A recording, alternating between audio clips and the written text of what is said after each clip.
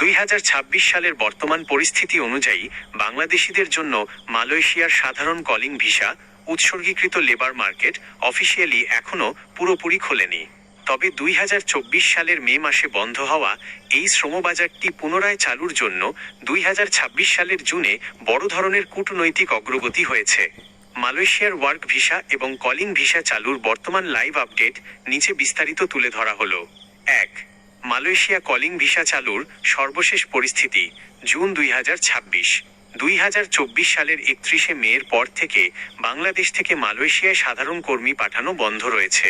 তবে 2026 সালের জুন মাসে বাংলাদেশ সরকারের উচ্চ পর্যায়ের প্রতিনিধি দল মালয়েশিয়া সফর করেছেন এবং মালয়েশিয়ার প্রধানমন্ত্রী আনোয়ার ইব্রাহিমের সাথে দ্বিপাক্ষিক বৈঠক করেছেন। নতুন চুক্তির প্রস্তুতি আগের সরকারের করা সিন্ডিকেট প্রথা নির্দিষ্ট কিছু এজেন্সির একচেটিয়া ব্যবসা বাতিল করে বাংলাদেশের অনুমোদিত সব বৈধ রিক্রুটিং এজেন্সির মাধ্যমে স্বচ্ছ উপায়ে কর্মী পাঠানোর জোর চেষ্টা চলছে। কত কর্মী যেতে পারবে? প্রবাসী কল্যাণ ও বৈদেশিক কর্মসংস্থান মন্ত্রণালয়ের তথ্য অনুযায়ী নতুন করে বাজার খুললে মালয়েশিয়া আগামী 1 বছরে বাংলাদেশ থেকে সর্বোচ্চ 30,000 থেকে 40,000 দক্ষ ও আধাদক্ষ কর্মী নিয়োগ করতে পারে। পূর্বে ছড়ানো 1 বা 12 লাখ কর্মী নেওয়ার তথ্যটি সঠিক নয় বলে মন্ত্রণালয় নিশ্চিত করেছে। জিরো মাইগ্রেশন কস্ট বাংলাদেশ সরকার মালয়েশিয়ার সাথে এমন একটি চুক্তি চূড়ান্ত করার চেষ্টা করছে যাতে কর্মীদের অভিবাসন খরচ বা যাওয়ার খরচ একেবারেই সর্বনিম্ন বা শূন্যের কোঠায় নামিয়ে আনা যায়। 2.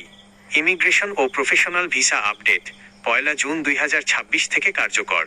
যারা সাধারণ লেবার বা কলিং ভিসা ছাড়া উচ্চপদস্থ বা পেশাদার ক্যাটাগরিতে এক্সপেট্রিয়েট এমপ্লয়মেন্ট পাস মালয়েশিয়া যেতে চান তাদের জন্য দেশটির স্বরাষ্ট্র মন্ত্রণালয় 1 জুন 2026 থেকে নতুন নিয়ম কার্যকর করেছে।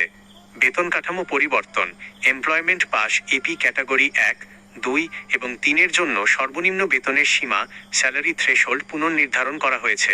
স্থানীয়দের প্রশিক্ষণ সাকসেশন প্ল্যান কোনো কোম্পানিতে বিদেশি এক্সপার্ট বা পেশাদার নিয়োগ দিতে হলে সেই বিদেশি কর্মীকে নির্দিষ্ট মেয়াদের মধ্যে স্থানীয় মালয়েশিয়ান কর্মীদের কাজ শিখিয়ে দক্ষ করে তোলার শর্ত জুড়ে দেওয়া হয়েছে। 3. অবৈধ কর্মীদের বৈধকরণ রেগুলারাইজেশন যারা ইতিমধ্যেই বৈধ ওয়ার্ক ভিসা নিয়ে মালয়েশিয়ায় প্রবেশ করেছিলেন কিন্তু পরবর্তীতে বিভিন্ন কারণে আনডকুমেন্টেড অবৈধ হয়ে পড়েছেন তাদের মানবিক দিক বিবেচনা করে সাধারণ ক্ষমা বা পুনরায় বৈধ করার রেগুলারাইজেশন ব্যাপারেও দুই দেশের মধ্যে আলোচনা চলছে। তবে যারা সম্পূর্ণ অবৈধ উপায়ে যেমন নৌপথে বা অন্য কোনো উপায়ে প্রবেশ করেছেন তাদের ক্ষেত্রে এই সুবিধা প্রযোজ্য হবে না। প্রবাসীদের জন্য জরুরি সতর্কবার্তা মালয়েশিয়ার কলিং ভিসা পুরোপুরি চালু হওয়ার আনুষ্ঠানিক ঘোষণা বা চুক্তি সই না হওয়া পর্যন্ত কোনো দালাল সাব এজেন্ট বা সংস্থাকে পাসপোর্ট বা অগ্রিম টাকা দেওয়া থেকে বিরত থাকুন।